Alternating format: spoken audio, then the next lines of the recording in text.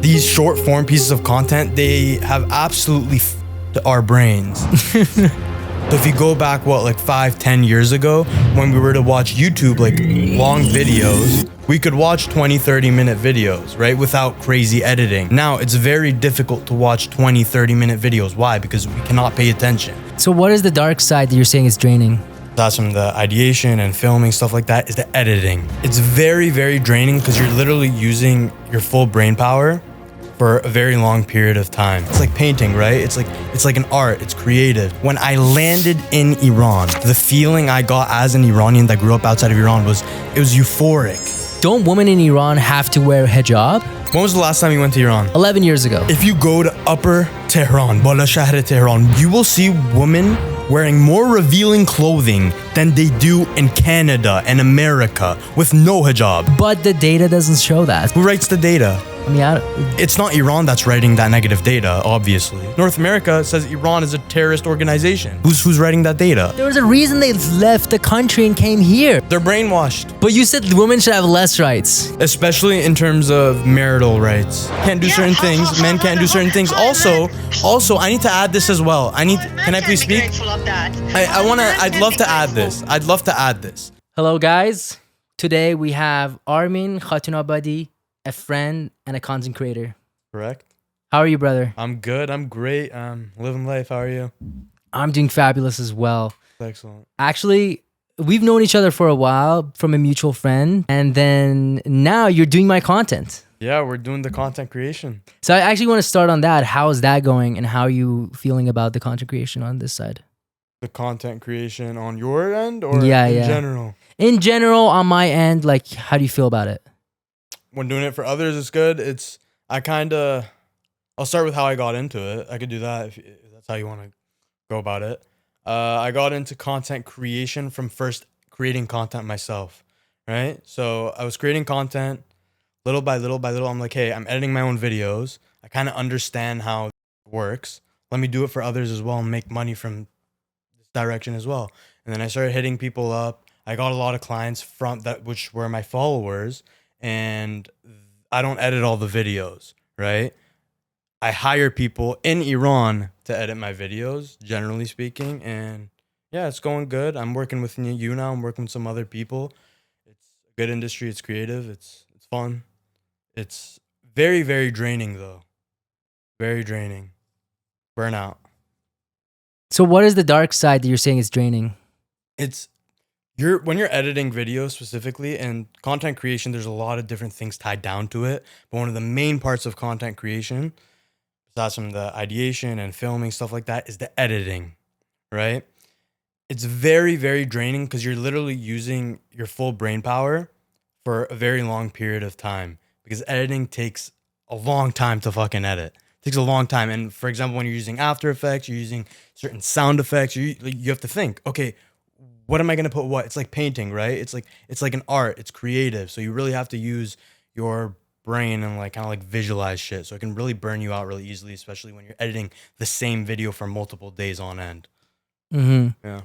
It's interesting because I have actually today, for the first time, I started having like vlog styles for my lifestyle. Right. And then for that one, the person that I'm working with actually gave me a very good point, which was, hey, we should use minimal editing, like very authentic, not too many cuts, not too many After Effects. Mm-hmm. Have you ever tried that, and how's that worked? I have. So with my own videos, I've done videos where there was no editing at all. There was nothing in there. I literally just held the camera and I talked into it. And a lot of those videos performed very, very well. But for certain videos right now, because of TikTok, Instagram Reels, YouTube Shorts, these short form pieces of content, they have absolutely our brains. Our attention spans are absolutely ridiculous. We cannot focus. So if you go back, like 5-10 years ago, when we were to watch YouTube, like long videos, we could watch 20-30 minute videos, right? Without crazy editing. Now it's very difficult to watch 20-30 minute videos. Why? Because we cannot pay attention. It's just boring, right? Dopamine or whatever the fuck you want to call it. It's ridiculous. I remember like being in elementary watching Smosh videos that were like 20-30 minutes long. I try to do that again. I can't do it. I can't watch like the food battle. Do you know Smosh? I've heard of him. Right. What does he do? Well, they're two people. There's a whole storyline with them. They like broke up. It was crazy, but they have a whole team behind them. It was just funny, like funny videos.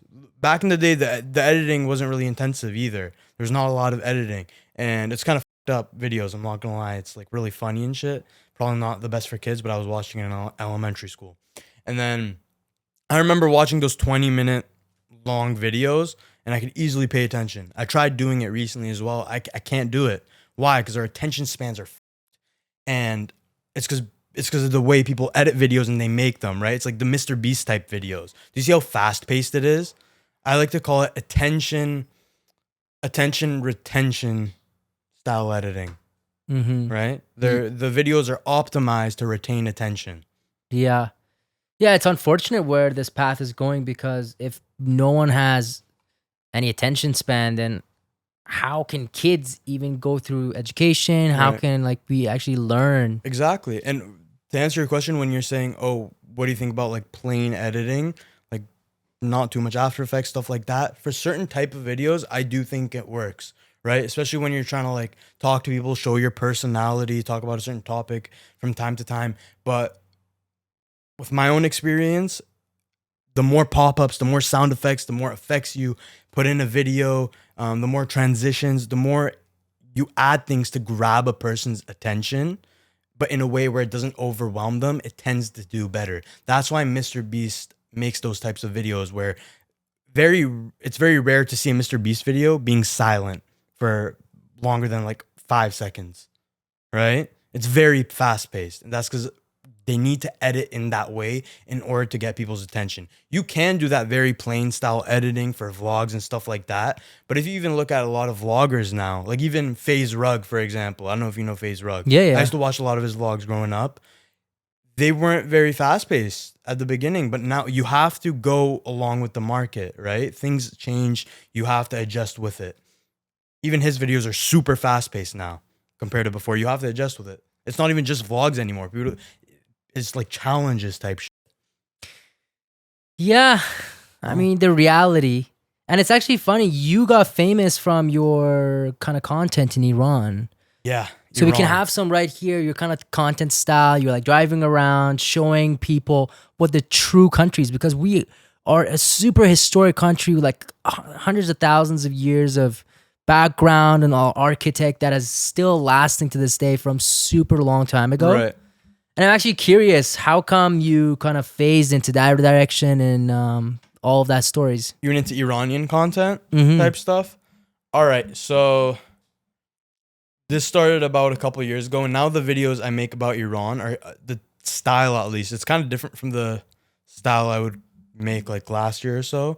So first, let's start how I went to Iran. Do you want to do that? Or how I Sure. started the content? Sure. Whatever you want, you got this. Let's do it. Okay, when I was 19, I don't know, I was bored. I haven't been to Iran for like 7, 8 years. I was really whitewashed, and I was like, okay, I want to go to Iran. I want to see what it's like. I know everybody says don't go, don't go, don't go. The shit we hear about Iran as Iranians, and I was like, Mom, Dad, I want to go to Iran. I need to get my Iranian passport renewed. I want to go there. And then they thought I was just saying it. But then when I actually took it seriously, my family tried to stop me. My family friends tried to like give me insane stories to scare me not to go to Iran. I did not listen. When no one would help me, I went and did the whole process myself. I got my Iranian passport.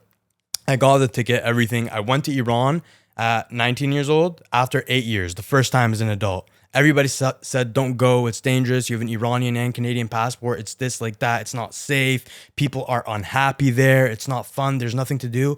I went to Iran as an adult. One of the best decisions I've ever made in my life. Literally, whoever says don't go to Iran, especially the Iranians that are living outside of Iran for many, many years, people in Canada, America, the United States, Iranians that say Iran is bad and don't go, they're retarded. They have nothing as a brain. Why? They have no fucking brain cells. They're stupid. Because Iran, listen, they say, oh, Iran is unsafe. I feel safer in Iran than I do here. They say, oh, people in Iran don't have fun. People in Iran have more fun than they do here. People are busy running back to back. If you go into the streets of Canada right now, British Columbia, Vancouver, people are walking around. Not very many people. You can't see a smile on many people's faces. They're all like cold. You get what I'm saying? They're working nonstop just to make a living, be able to put a roof over their head. People in Iran, no matter how much they work, they have fun. They go out with their friends. They go to cafes. They go to restaurants. It's just so much more fun. It's a better lifestyle. I feel safer there. I have more fun there. I feel happier there. The feeling when I landed in Iran for the first time as an adult, the feeling I got as an Iranian that grew up outside of Iran was, I can't explain it to you. It was just a feeling. It was euphoric. I was filled with joy. Bro, you're just made for Iran. Bro, if you go to Iran, you'll have the same experience as me. I'm telling you this right now. Anyone that goes to Iran is gonna have the same feeling. But I may have to go with you, bro. I'm telling you, I've actually convinced a lot of people to like change the way they think about Iran. Okay, I'm gonna challenge one of the points. You said you feel safer in Iran than you do here. I do feel safer in Iran. But the data doesn't show that. So then how What's are the you? data? Who writes the data though? Who writes the data? I mean, It's not Iran that's writing that negative data, obviously. Who's writing that data? I mean, my one of my cousins, like they hefted him, like they In Iran? yeah, they I don't know, pinned him For the and got his watch. Okay, the police or like what? No, just someone randomly kind of motorcycle. There's petty theft, obviously. There's petty theft here. There's more petty theft here there than here. I'd say there's more. I don't know. That's debatable. For example, you say it's not safe in Iran. When people say that, I'm saying it is. Why? Look at the East Hastings situation in Vancouver. Do you see how many homeless people there are there? True. That adds to unsafety. Iran, you will never see homeless people. I have not seen one homeless person. I've seen addicts in Iran. First of all, I haven't seen as many addicts in Iran as I have in North America. 1. 2, I have not seen one homeless person in Iran. Not one. I have not seen any place in Iran like East Hastings, or for example, if you go into Los Angeles, into what is that place called? LA. No. There's this place called where it's filled with homeless people. I actually made a video. I edited a video for a guy that did a interview out there. It's called LA Beach or something. Anyways, there's more homeless people in North America than there is in Iran. The homeless people in Iran is basically non-existent. There are addicts, just like anywhere else in the world, but you will not see homeless people. So then why are you living here rather than living in Iran? I come and go. To be fair, I did grow up here.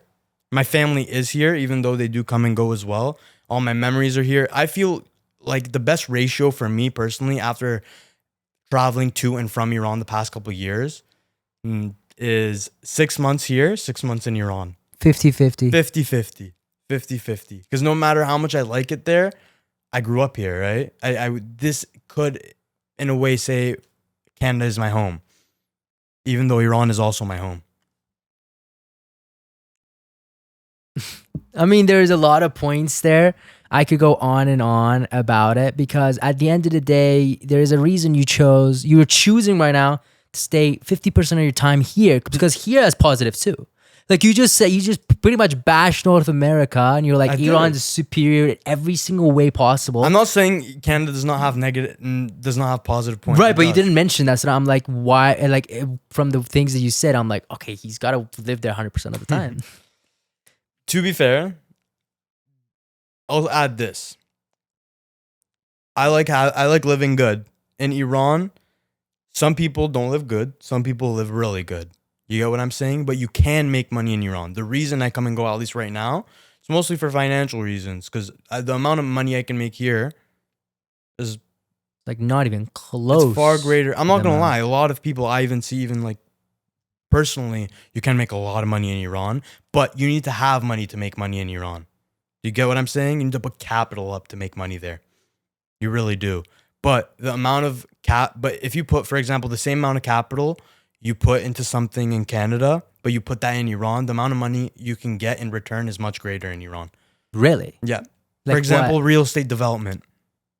Is it going that high, that fast? Real estate development in Iran is much more profitable than it is in North America. And easier to a certain way. It has its headaches, but that's true, but the dollar value also coming down too. That doesn't matter.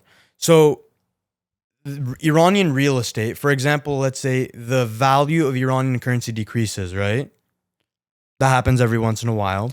I mean, in the past 6 months, it decreased 50%. It has. It's decreased a lot. I don't know the exact 50%. I have to look that up, but it has decreased I a have lot. looked, yeah, I've looked it up. It has decreased a lot, but then you're saying, okay, Iranian real estate, it's priced in Iranian currency, correct? Toman. In Or Toman. Riyal. But here's the thing.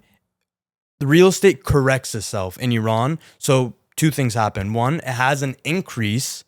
Real estate has an increase in Iran, just like real estate anywhere else in the world. Just because it's Iran, it does not mean it defies the international laws of real estate, right? It increases, for example, a certain area, there's been more development. It's better, it's safer. The price, same was everywhere. yeah, the price is going to increase. But Iran has another type of increase as well in real estate. It's more of a price correction. Every 6 months or so, the real estate price corrects to basically match up with the dollar because the currency decreases so often, the value of it. You get what I'm saying? So 2 increases of real estate happens. 2 increases of price happens with real estate in Iran. The first one is just like anywhere else in the world. The price of real estate increases because of the area, because of the development, because it's safe. And then the second increase is just so it can basically, it's a price correction. So it can match up with what the dollar is because the Iranian currency has, the value of it has decreased. Yeah. Do you get it? I do get it. And you have real estate in there. Yeah. So I don't know much about that. I'm sure that does happen. But then the quality of life is just so much higher here. Wouldn't you agree about that? I want to give that point to Canada. Like, come on. In what way? Can you, I'm not here like trying to debate, oh, this is better than that, because I'm obviously here right now. I love both countries. I'm not going to lie. I do like it out there a bit more, but I like both of them. It's not like I hate Canada or I hate Iran. That's why, for example, in Iran, I do debate with a lot of Iranians. A lot of Iranians, even in Iran, they just want to talk negatively about Iran.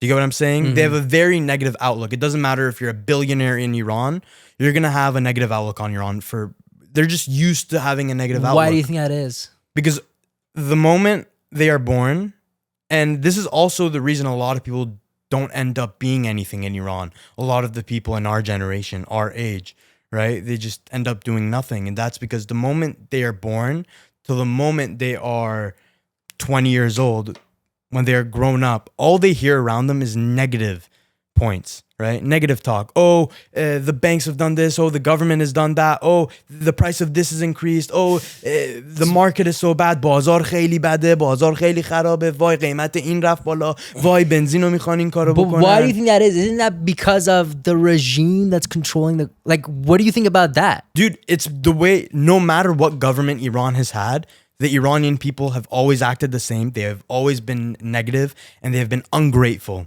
No matter what government we have had. It's the Iran. I'm saying you, me, we're Iranian people. It's our fault, not the government. This government actually knows how to treat the people of Iran. They know how to treat them. That the way they should treat them, that's how they're treating them. They know how to deal with the people of Iran. That's good. Don't women in Iran have to wear hijab? Bro, when was the last time you went to Iran? 11 years ago. 11 years ago? If you go to Upper Tehran, Bala Shahr Tehran, women in Iran are more revealing with their clothing than women in North America. Go to Bala Shahr Tehran, in Elahiye, in Zafaraniye, in Firishte, in Vilenjak. You will see women wearing more revealing clothing than they do in Canada and America with no hijab. You get what I'm saying? Obviously, in certain areas, they may dress a bit differently. They may wear a hijab because of cultural reasons. They take it more seriously. But they can dress like that if they want. That's crazy to me because I swear back in the day, if that was the case, then the police would come and literally hit you. Things have been changing though. Things have been adapting. They have been adapting. People are adapting little by little. At the end of the day, Iran is a religious country. That is fair. You have to look at it like that as well. The Iranian people aren't, even if they do have an immediate change, they're not used to that. You get what I'm saying? So it has to be little by little, but the government is completely okay with it. They're supportive of it. And even the president, if I'm not incorrect, he said, yeah, don't leave them alone. They're doing what they're doing. What you hear in North America especially by Iranians living in North America, 99% of the time it is false and they are delusional. I'm telling you this as someone who the people around me said certain things before I went to Iran. And once I went to Iran, I was blown away that 99% of even my fucking family said it was false. It was retardedly stupid, bunch of lies. Iran is great. It really is.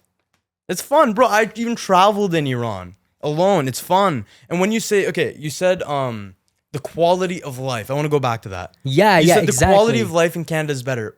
What do you define by quality of life? What do you mean by that? What's quality of life? So quality of life, I mean that we have cleaner streets. The scenery is much nicer. People are more like, you drive actually in the freaking lanes. You don't drive everywhere that you'd like to. People actually stop for you when you're trying to cross the road. I don't know. There's more. I don't know, I haven't been there in 11 years, but like if you want to go to the hospital, it's free healthcare to a degree. Right. Healthcare, but okay, continue. True. I'd rather pay and have better healthcare. Iran's healthcare, sorry to cut you off. Healthcare in Iran is 1 billion times better than in Canada. It's still cheap. You do have to pay for it. For the Iranian people, it may be like not cheap, but for us, it's like pennies. You get what I'm saying? For us living in North America, us Iranians, it's pennies, but it's 1 billion times better. And I've actually experienced it firsthand. Like they're smarter. They can identify an issue much faster. I had to check something out. I went to a doctors here, hospitals here. It was sinusitis, right? Mm-hmm. Hospitals here, doctors here. 8 months. They said, "Oh, you have bronchitis. Oh, you have this. Oh, you have that." I went to the hospital a bunch of times. I couldn't breathe properly at night because of my nose. I went to Iran. The first 2 weeks I was in Iran, I went to the hospital. Boom. They told me what my problem is the first time I went there, within an hour. It took 8 months here just for them to give me a bullshit diagnosis. It took 1 hour in Iran for the hospital there to tell me what's up. Healthcare in Iran is way better than North America, 100 times better. And they fixed it. They fixed it.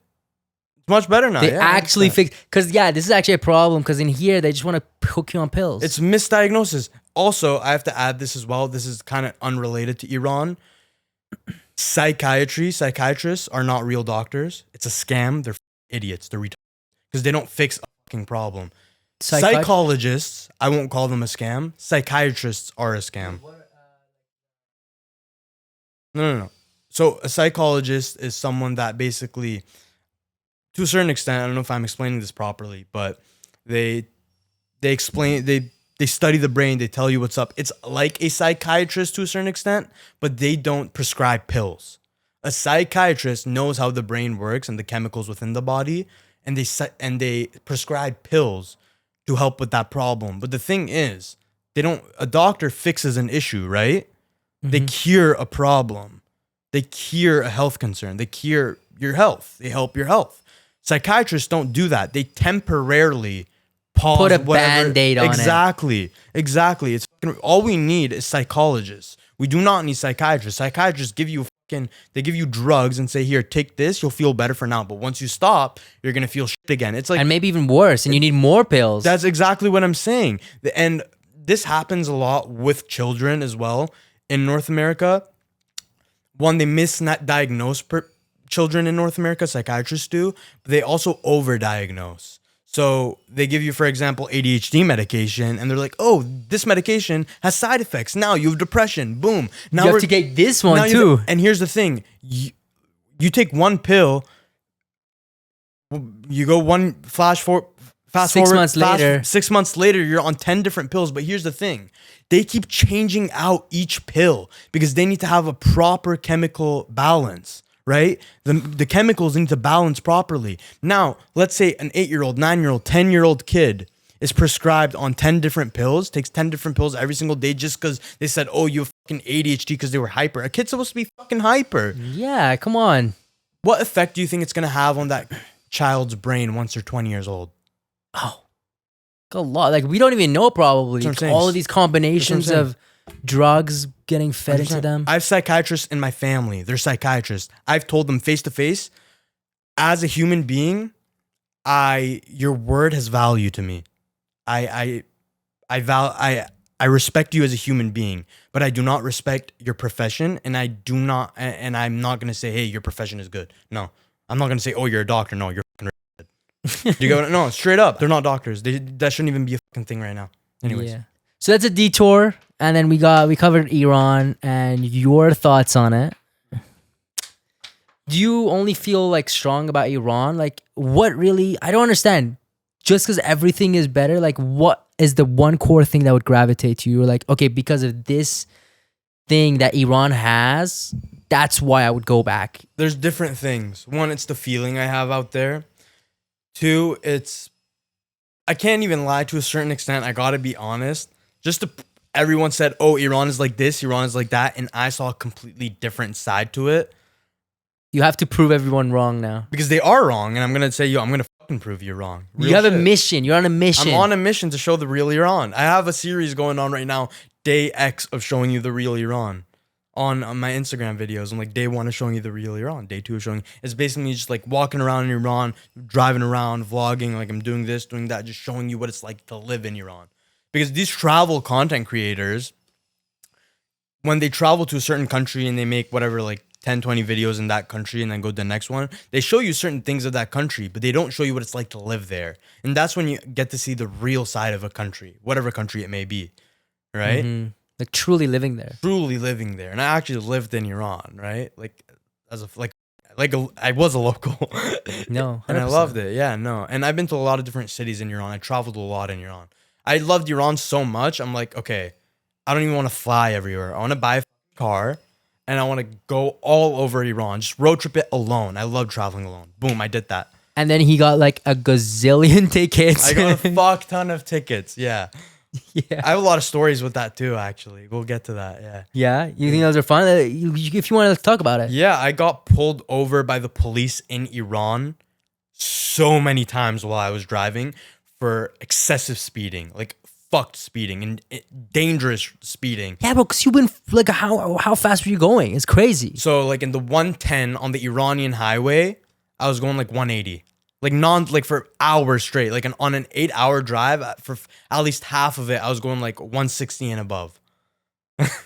And the thing is, like I would literally go like I would just overpass over drivers like on a fucking highway on a jadda, which you shouldn't do, especially on turns. I would do that too. I almost died doing that. I legit almost died. I was going to Khuzestan I was going to Ahvaz from Isfahan, and there was this really turn and everyone was going slow, which is normal.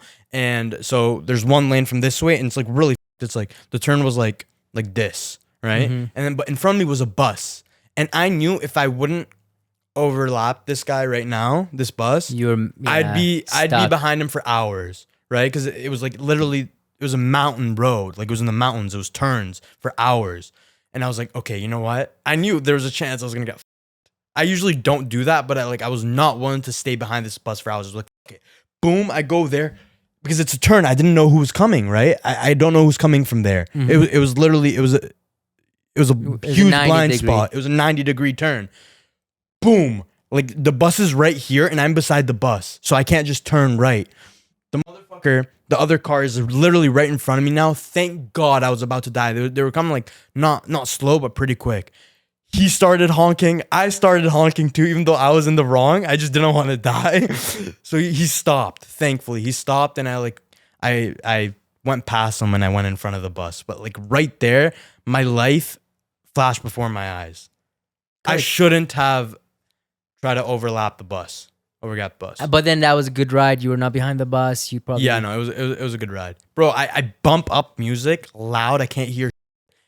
Like the longest drive I did in Iran was from Mashhad to Yazd. If you don't know where that is, just go on the map. We'll put it up here. Yeah, we'll put it up here. Mashhad to Yazd. It was 11-hour drive. I did it in like 8 or 9. Sorry, it was like 9-ish, but it was at night. I love driving at night as well, even though people say it's dangerous. I like it better. I could just go fast. No one's in front of me. I probably stopped one time just to go to the bathroom and get gas within those 9-11 hours. I love driving in Iran. I love it. Boom. I love it. That's crazy. Yeah. What are your top favorite cities? Isfahan, because I live there. Come on now. Oh yeah. 2 is Tehran. It's just, bro, it's the big city. It's the big fucking apple of Iran. In the world. Oh, in the world? In the world. And you can include Iran as like in Iran as well. Actually, I'm curious about I'll this. say Iran first, and I'll say in the world in general. My favorite cities in Iran are Isfahan, Tehran, and Quiche Island. Quiche Island is very alike with North American countries. It's very westernized. Yeah. My favorite cities in the world, I would say, is LA. I just like LA. I went to Dubai. I don't really like Dubai. It's very, very artificial. Fake. It's very fake. You can feel how artificial and fake it is. Don't get me wrong. It would be a pretty good place to live in. It could be, but I went there for vacation. It wasn't really fun. It wasn't bad, but it was really artificial. But my 3 favorite cities in the world, I'd say, are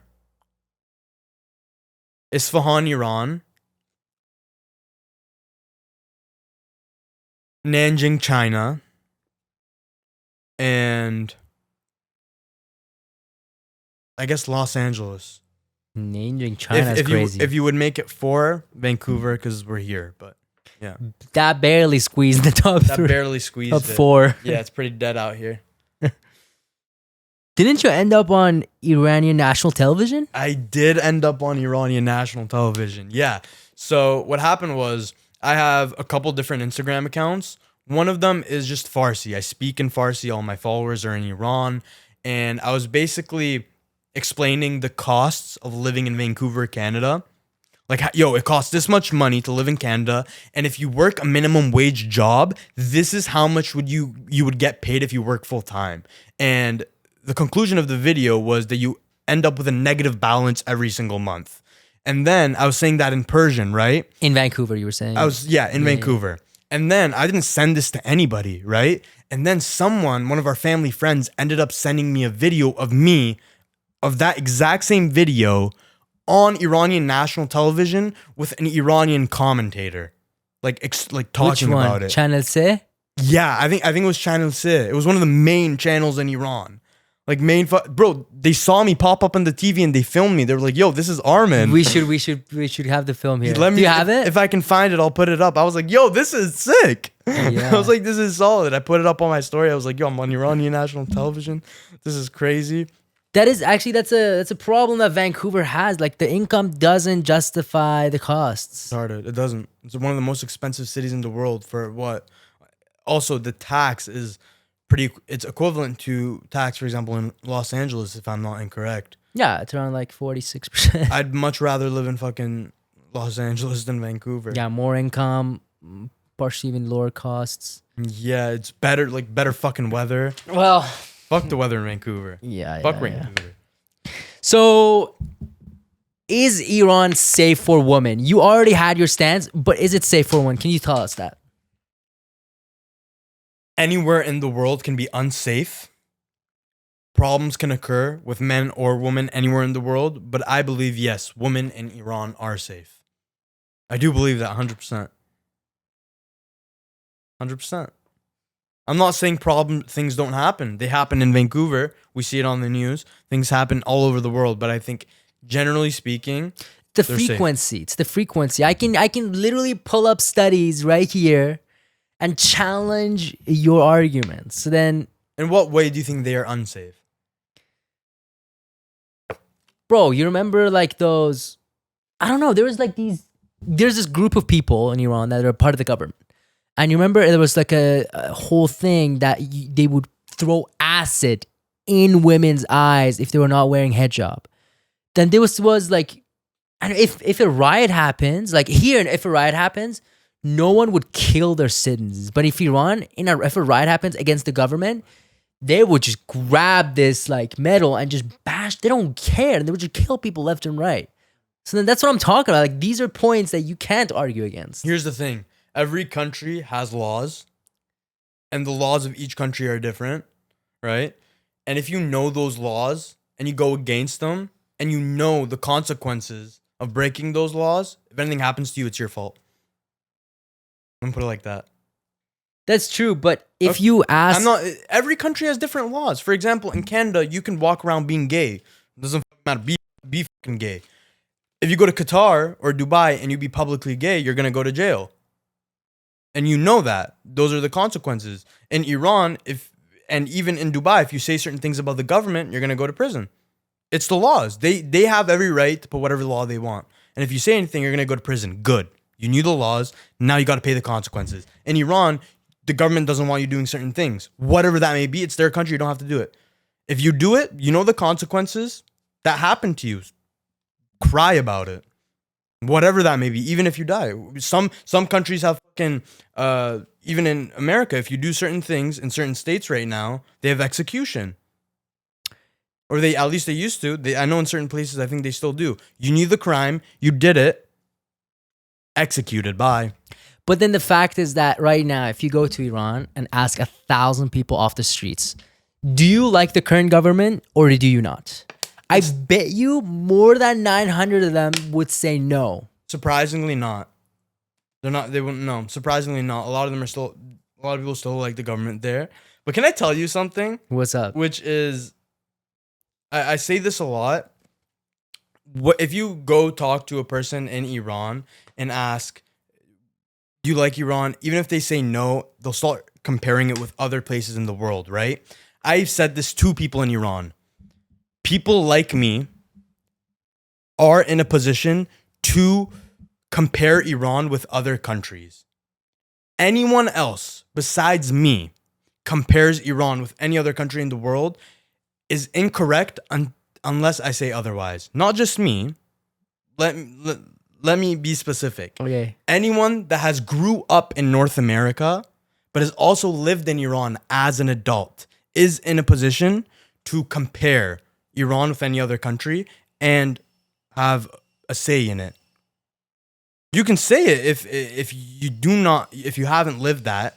If you're not in that position, you can still talk about it and compare Iran with any other country in the world, but you're not going to be correct. Why is that? I told you, when you grow up in Iran as you are a child until you grow up, you just hear negative things, negative things, negative things. So, you know how they say, okay, if your 5 friends are fucking drug dealers, you're most likely going to end up being a drug dealer. Do you get what I'm saying? Mm-hmm. But if your 5 friends are good, you're probably going to be good. Okay, so if 99 people around you are speaking negatively about Iran, you're probably going to be speaking negatively about Iran as well. If 99 people around you are speaking positively about Iran, you're probably going to be speaking positively about Iran as well. Bro, I get it. Okay, so let me finish. Okay. What I'm trying to say is they are biased because since they were a child and until they grow up, they've only heard about negative things and they have a negative mentality in general. They're going to say certain things about Iran. You get what I'm saying? And Iranians that have grew up in North America but have not lived in Iran as an adult, they can't speak either because they haven't seen Iran for what it really is.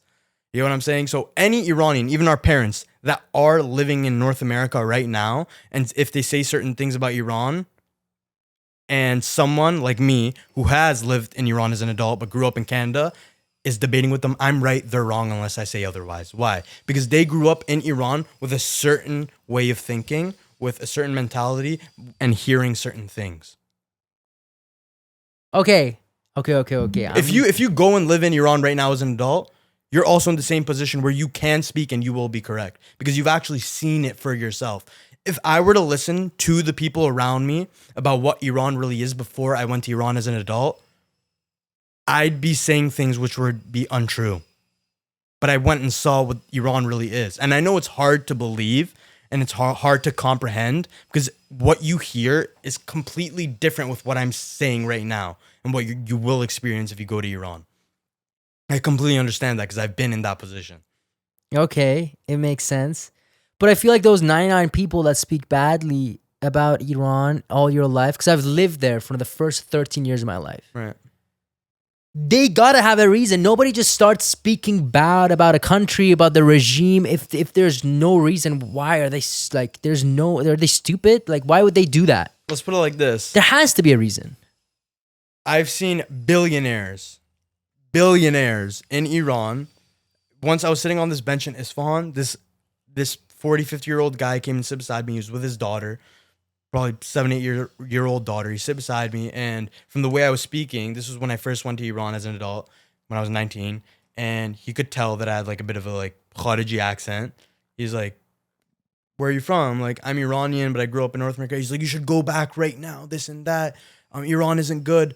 Buddy was a massive real estate developer in that city. He was filthy fucking rich. He was driving a BMW in Iran, which was like driving a Lamborghini in the streets of Vancouver. And Buddy was complaining.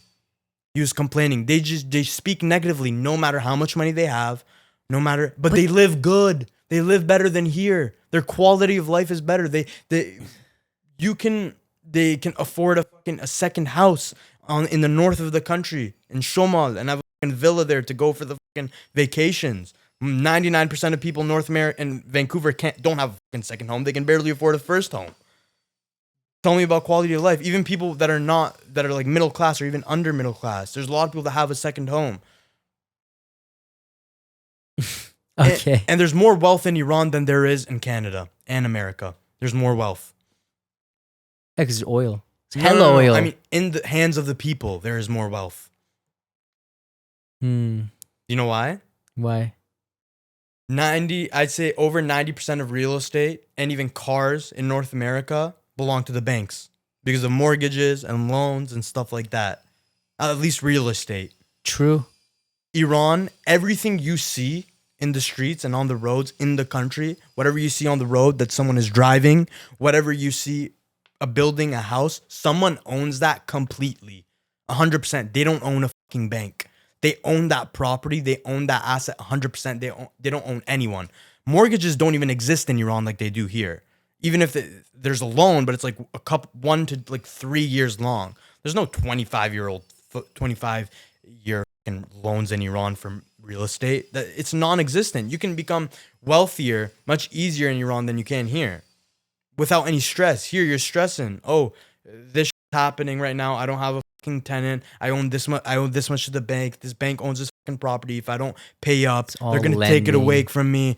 Everyone's gonna get in the process. Yeah, I do agree with that. Boom. It's all BS here. It's all bullshit. You don't own shit here. You don't own shit. Yeah, you're absolutely right. Okay, well, I haven't lived in Iran as my adult years. So we're going to leave this topic behind. Maybe there's some questions more, which Right. I will come into. Solid. How did you find your niche? Iranian content? Yeah, how did you find it? So you went to Iran in 19 and that's how everything started, but what made you shift everything around that? So I was actually making content beforehand, random content. I was trying to do vlogs. I was trying different things. I didn't have a niche. Then I went to Iran and then I started making videos about Iran. Then boom, I was making videos for like a year or two. Then I was actually trying to get views. I even tried streaming. I tried different type of things. I wouldn't get views. I went to Iran. Then boom, my first viral video hit. And the niche kind of just found me. I'm like, okay, I've been trying to make content for 2-3 years now. My videos won't hit any views. They won't get any views. They won't go viral. Boom, I made a video in Iran. It got lots of fucking views. I'm going to make Iranian content now.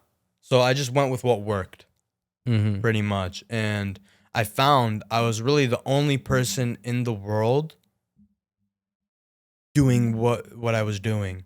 There was no like English speaker, like first language is English, that is living in Iran and also making content for the world. Non-existent. There's travel content creators that go into Iran and make videos, but there is no person living in Iran in which their first language is English and makes content about Iran. It was non-existent, and people were loving it. Especially a lot of my followers. Not only do I have followers living in Iran that understand English, but I have a lot of followers that live outside of Iran, just like you and I. They grew up outside of Iran. Their first language may be English, even though they understand Persian, and they relate with me because they didn't grow up in Iran, but they kind of get to experience Iran at the same time that I'm experiencing it. They get to see Iran in my lens. It's like as if we're there together because we're kind of in the same position, right?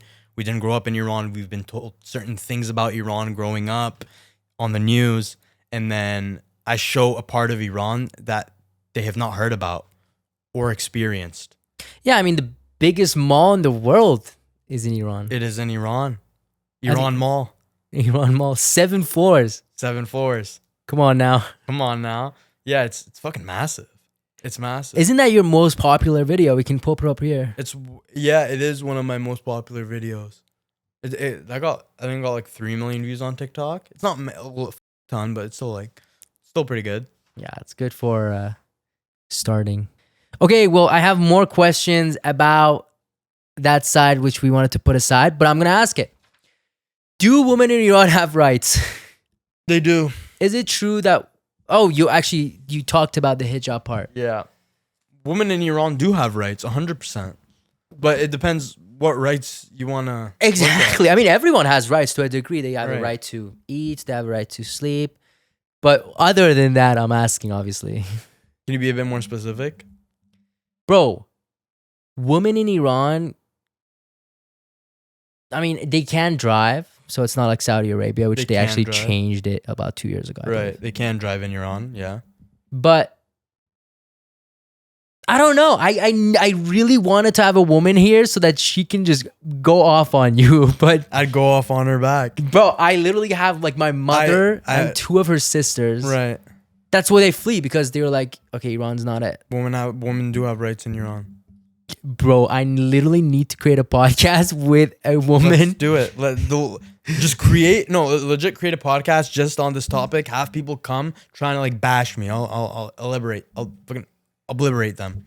I'll Actually, destroy them. Yeah, bro, it will get ugly, bro. It would get that ugly. would go viral. That podcast would blow up 100%. Like, it literally would. No, dude, bro, legit. I'll start it with you. I have no problem with that. You bring people on every time. You probably know more Persians living in Iran than I do. Bring one. I can literally call someone. call one right now to come up. No. I'll be on the phone and then we can just. Who you calling? My aunt. Do it. Fuck, I can't swear though. No, you can't swear. That's what I'm saying. Dude, are you ready? Let's do it. I can call my mom, but no, my mom. Dude, it's gonna be. Women in Iran can have any career a man can. Now they're Okay, actually, guys, I am We're on speaker. calling my mom right now.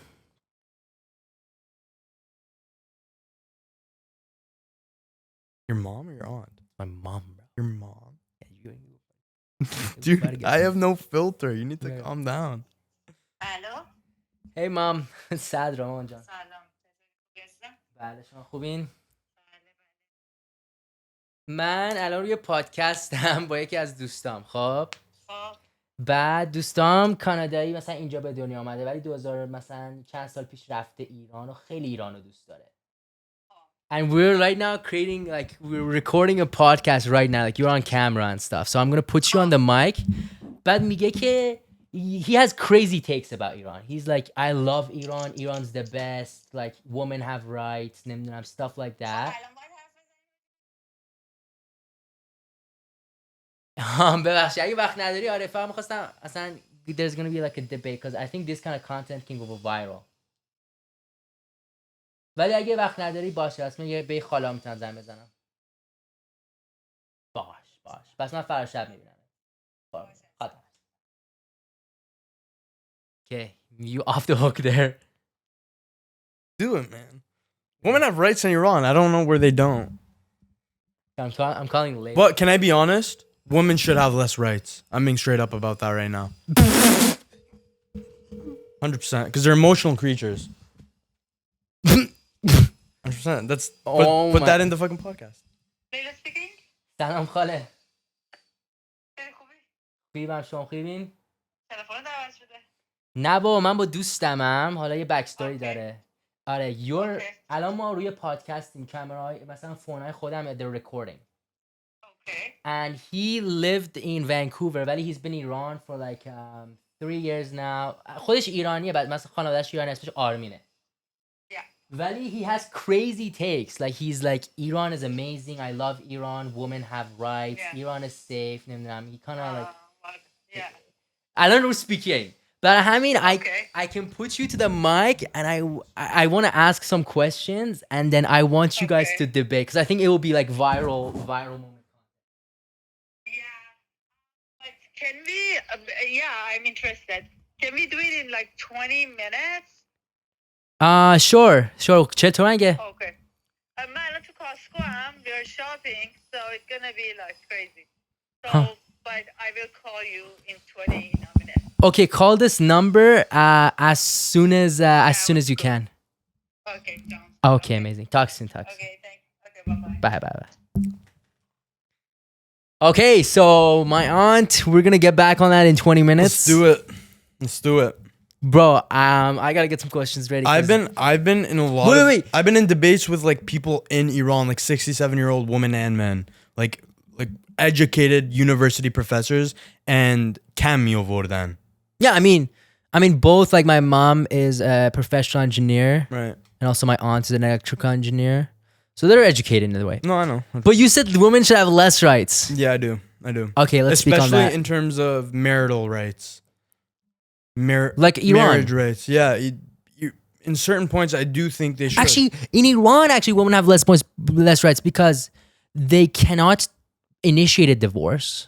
They can. It depends.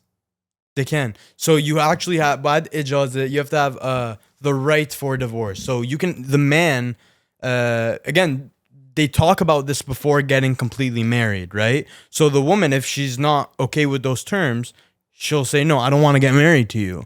So there's this thing where a man can give the woman a right to have a divorce when she wants without the say of the man, right? Mm-hmm. He has to put it in writing. Mm-hmm. And this generally happens before they get married. It's kind of like a prenup. You talk about it, stuff like that. But it's not like a prenup where it's like kind of frowned upon or it's kind of taboo to bring up. They bring it up, right? So woman, if a man says, no, I'm not going to give you the right for divorce, then the woman, if she's not happy with those terms, she'll be like, okay, I don't want to get married to you then. They have the right to say, no, I don't want to get married to you. They have every right to do that. And also, marriage in Iran is much more westernized now, right? It's not as traditional as before where it's arranged marriage. It's kind of like here. No, yeah, I know. I've seen more people in relationships in Iran, like girlfriend, boyfriend, than in North America. I swear to God. There's more girlfriend, boyfriend relationships in Iran than there is here. I swear. It blew my fucking mind. That's crazy. It blew my mind. They're like, oh, Iran is just arranged marriage. No, there's more girlfriend and boyfriend, like more relationships, modern relationships, couples in Iran, non-married, than in North America. Mm-hmm. Okay, so you said women should have. I want to still linger on that. Women should have less rights and I don't believe women should even be in positions of great power where they need to make a decision like that, very quick, non-emotional, completely tied down to logic. Women are emotional creatures. That's a good thing. That's what makes them great mothers. That's what makes them mothers. That's what makes them someone you want to be around. You want to have them in your life, right? They can nurture you. Men, I'm not saying all women are like this. No, but generally speaking, yes. Men, generally speaking, are more logical. That does not mean they're all not men. We're also emotional, but it is easier for men to put emotions completely to the side when they need to and make a decision completely based on logic. Women can too. I'm not saying they cannot. But generally speaking, you have a better chance seeing something like that happen with a man. Bro. Do you not agree with that? I don't want to. No, I do agree with the emotional, but I 100% agree. You agree with me? Yes, women are definitely more emotional than men in general. Okay. There's obviously outliers in every gender. Right. And men So are that more means logical. if you want to trust someone to make a decision that's completely based on logic, right? And we're generally speaking with how the genders tend to react. So your answer is a man.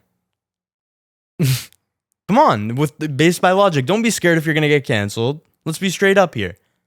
It's a man. What you just said, you agree that women are more emotional. That means your answer is a man. If you have to depend on someone to make a decision in a very high tense, emotional environment. What does that mean? Completely based on, let's say. What does that mean? Okay, let's say you're in a position that's really rocky, a situation. For example, certain happens in a marriage, right? Mm-hmm. Where shit can get very rocky or even very emotional. Shit can get really, right? And very tense. Mm-hmm. And sometimes, even though you need emotion in a marriage, but when things get to that point, you sometimes need to think logically and be able to have a proper conversation and make a decision based on logic.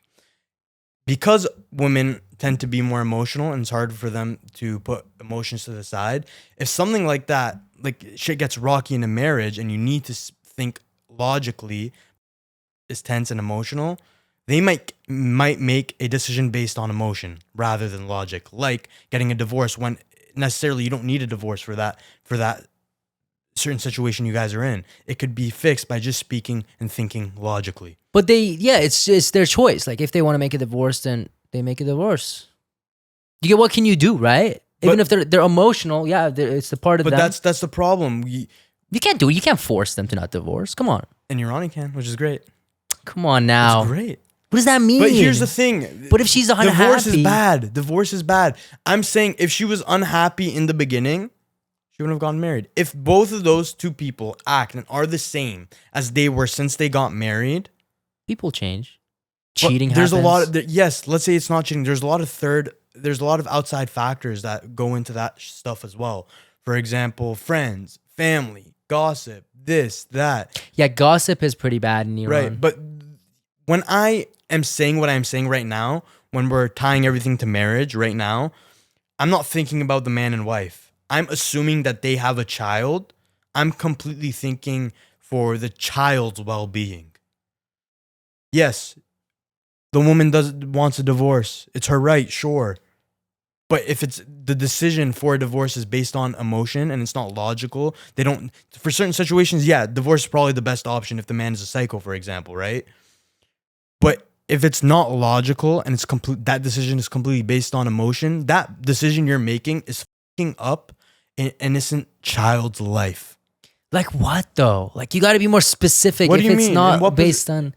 Because this is a very vague topic, though. You get what I'm saying, Bro, I can give you a specific example right now. Give me a specific example. My mother and my father. Right. So let's not make it personal. I don't want to make it personal because I want to say what I want to say. I don't have a filter. I don't want you to get offended. Don't make it personal. Nah, Baba, nah, I don't get more personal. I'm just saying, like, from literally first-hand experience.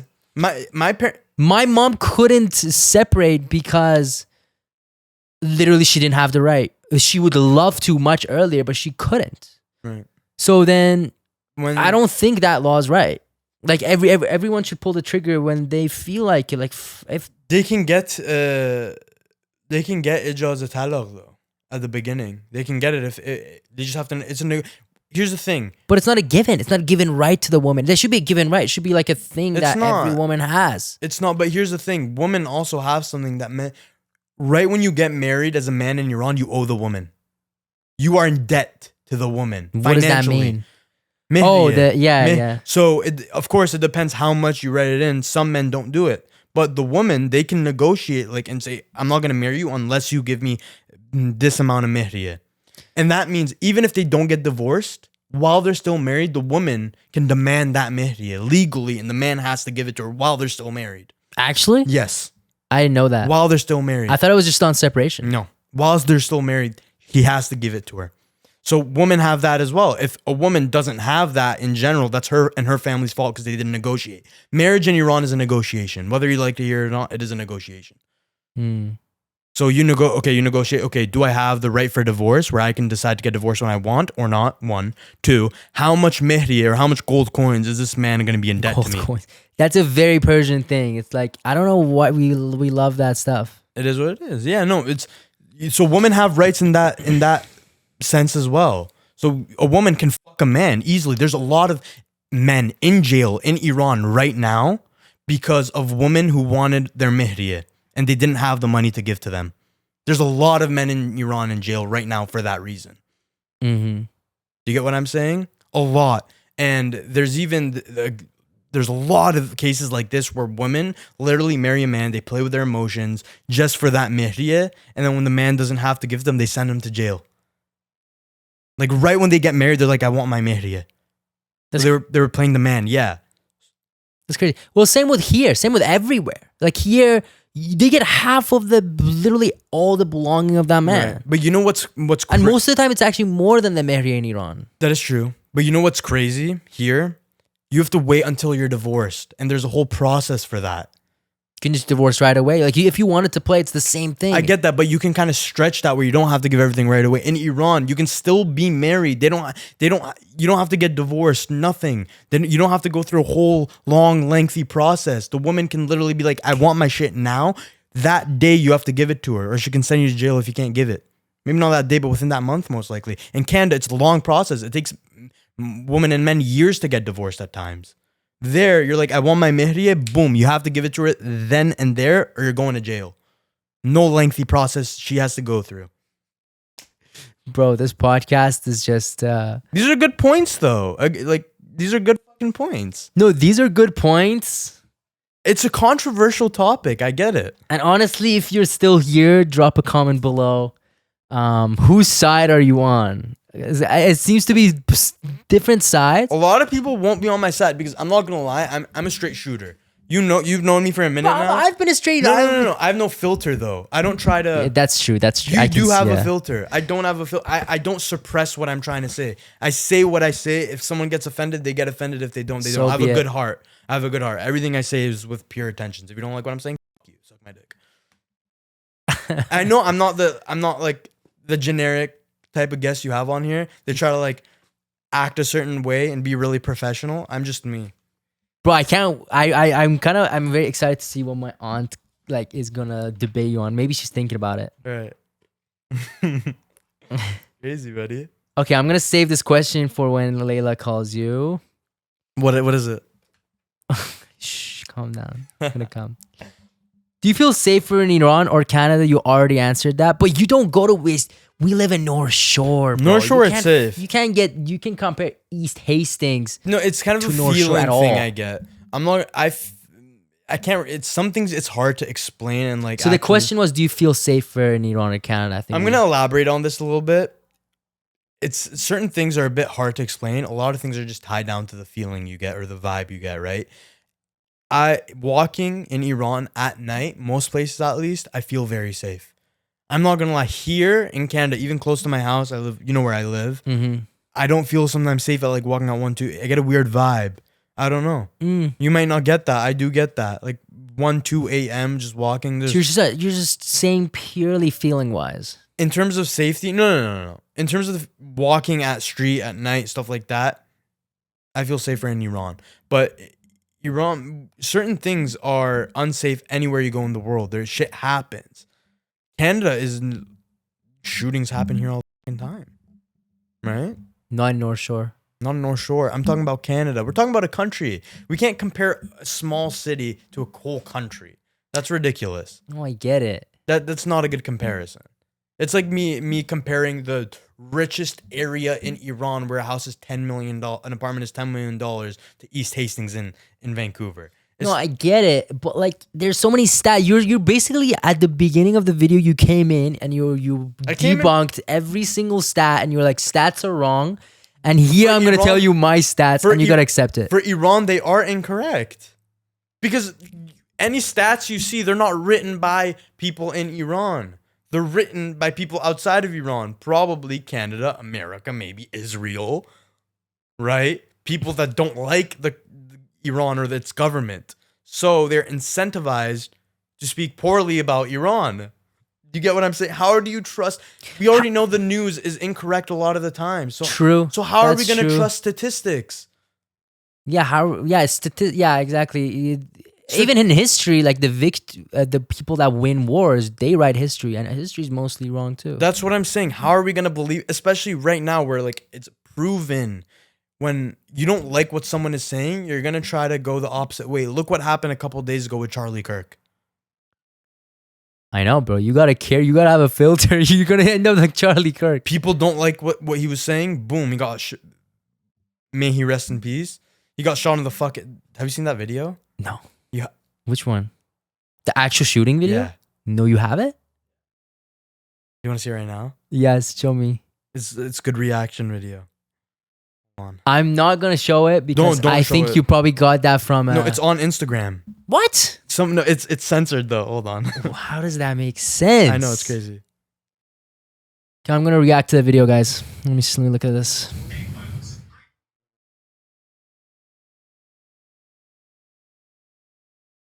I'm gonna check, by the way, if I have enough battery for this episode.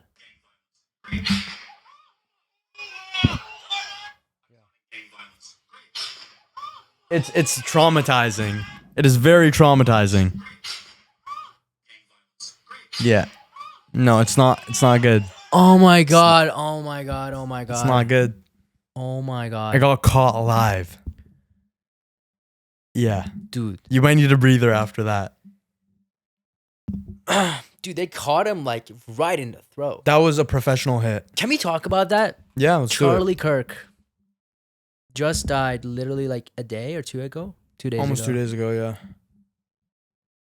Yeah, Isn't that crazy? that is crazy. It's gonna be a bit later after once this podcast's up, but yeah. no, it is crazy. I Do you think it's an assassination? 100%. Just like the attempt on Trump I think so. from the same party. Maybe. Well, at the end of the day, they are liberals or libtards, whatever you want to call them. Right? They're Bro. You have to just go moving it on you.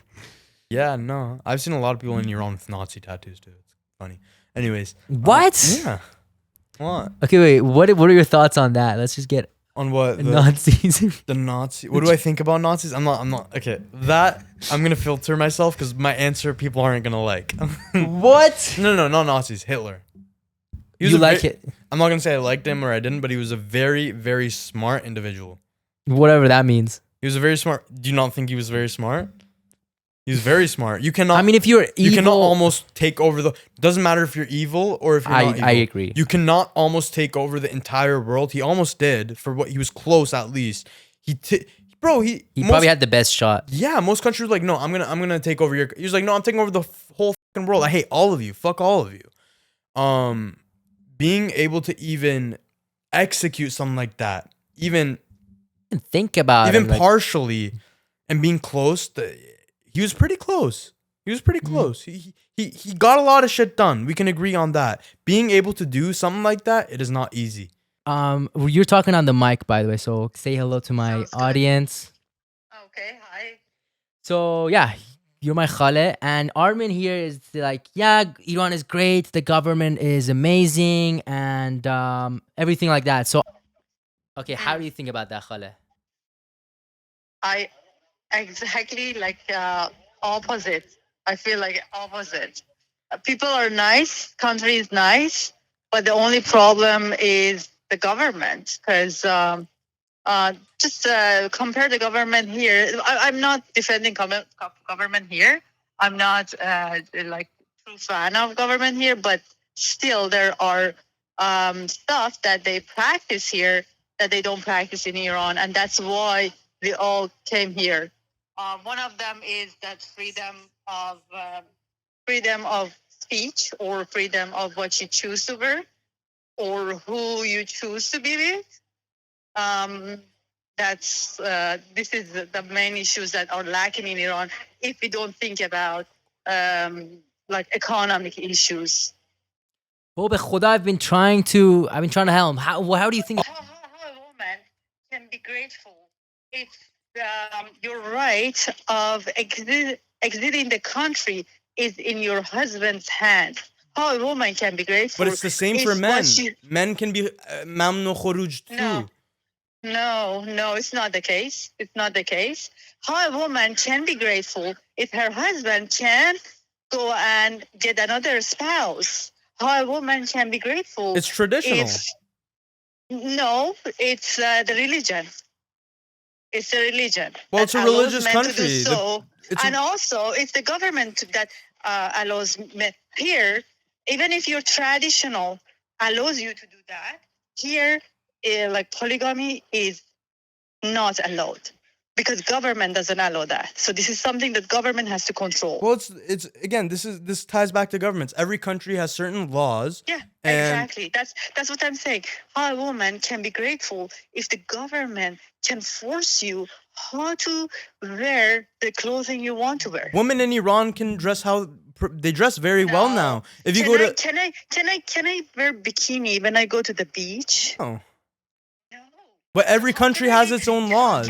how can a woman be grateful of that law? But every country has its own laws. Exactly. But you said women are part of people, right? We agree on that. Of course, they're human beings. Yes. If women are part of people, how women, half of people, can be grateful if somebody from the government tell them what to wear in the beach? This is tied down to the country itself. There's certain laws. It is what it is. How a woman can be grateful of that law? That government. Why do women want to show off their body so much? It's because they want to. Why a man wants to go naked in the beach, not naked, have some shorts and go to the beach? The woman should have the same rights. Well, even in Iran, for example, the same way in certain places it's preferred where women do wear a hijab, men can't wear shorts, right? So it's equal. Women can't do certain things, men can't do certain things. Also, I need to add this as well. Can I please speak? Grateful of that. A further conversation or argument is not valid past the time that we agree on some like basic issues that women face. I agree women are humans. Okay, after that, if we agree that half of you human are not free to do what a human right is. Well, what's human rights? It's human rights are determined by North America. Human rights is identified by North America. We're gonna end it there. Okay, yeah. That was good. That was great. Yeah, I have a strong opinion upon that. No, I do too. I understand. They're completely opposite. That's fair. To live in for lots of people. For myself, it was nice because I studied there. I grew up there. I have lots of good experiences. That's excellent. Lots of good memories there. So I'm not. Of course, I love Iran, but what I'm saying that I didn't want to exit the country if we had basic human rights for women. So as a woman, I had to flee the country because we didn't have the basic rights. That's what I told him. I was like, bro, I need to bring some ladies here to debate you because I have never been a woman and I know your guys' story. So yeah. Anyways, thanks, Khale. Yeah. Thank you for the opportunity. Yeah, of course. I'll see you tomorrow night. Okay. Bye. Let me add this. Okay, so you guys just heard Layla Horvash, realtor from West Vancouver, and my aunt. Boom, debate with Armin, and this is gonna be probably a whole little mini segment short. But anyways, go ahead. So I do agree. Women are humans. They are living beings. I do agree with you on that completely. You agree they're humans, right? Women are living beings. They breathe. Of they're course. Humans. Yeah, okay, they're humans. Women have certain rights in Iran and men have certain rights, but we have to break it down like this. Men, and you can't use the logic, oh, but the old government did this, the old government did that. It's this government now, right?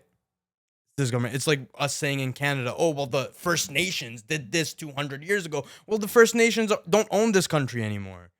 Do you get what I'm saying? Okay. Right, so we can't use that logic. You see how I'm putting two and two together right now? Yeah. Okay, well, we have to look at right now what's going on. Well, women in Iran have to follow the laws out there. It is what it is. And them saying it's not, for example, your aunt right now, she said they don't have human rights. What's human rights? Who determines human rights? North America determines human rights. If you want to look at it like that, North America says Iran is a terrorist organization. No, but there was a reason they left the country and came here, bro. There can't be no reason. They're brainwashed. I'm telling you, I was brainwashed until I went to Iran. They've lived there. They left it when they were living there. You remember what I said, though? You can only debate. What was the situation you have to be in? Dude, you've set the rules and the grounds, and No, but anybody it's going true. against you, No, it's you true. No, have not your just rules me. Not there. just me. Sadra, please bring anyone here right now, and I will say me and you are in the same position to argue. And if you say something, it doesn't necessarily mean if I say something, it doesn't necessarily mean I'm right, because you're sitting beside me and you've lived exactly what I've lived, and you've experienced what I've experienced. The same order. The order is very important in terms of the psychology of it, the way of thinking. Do you get what I'm saying? Yeah. Do you know why that makes sense though? It does, yeah. Right? Okay, yeah. I wanna wrap it up to the end of the All podcast. right. What are the top 3 advices you've ever had received in your life? Top 3 advices I've ever received in my life. Mm-hmm. The first one is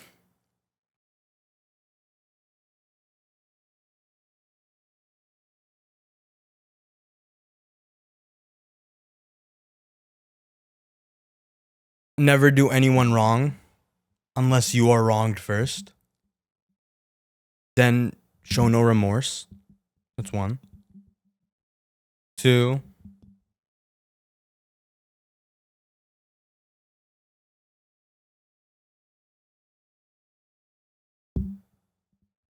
do not go into business with friends or family. Hard to separate the 2. 3,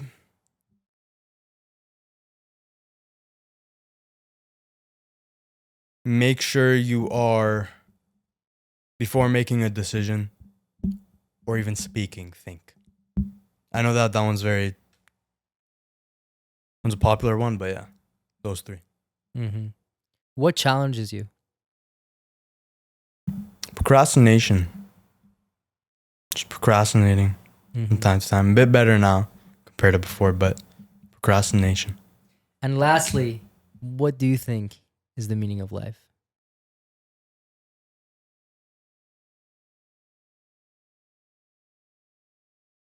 Happiness, family, money, and freedom. All kind of go hand to hand for a happy life. Armin, it's fantastic speaking to you. It has been fantastic. Appreciate you for having me on. And I wish you all the best in your future endeavors. Same as well. Thank you guys for watching. We'll see you next time.